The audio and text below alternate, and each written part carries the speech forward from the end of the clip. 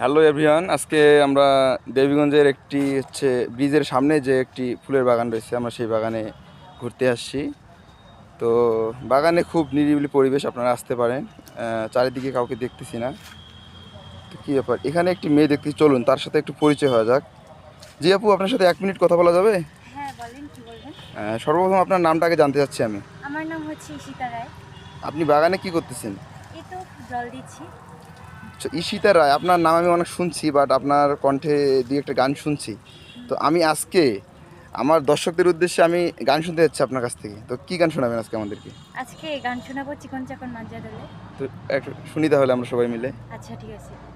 চিকন চাকন মাঞ্জা দোলে গানের তালে তালে, হায় হায় গানের তালে তালে, হাসি দিলে টোল পরে তোমার দুটি গালে, চুপি চুপি ডাকো তুমি কাছে আসো না, আসলে তুমি আমায় ভালোবাসো না।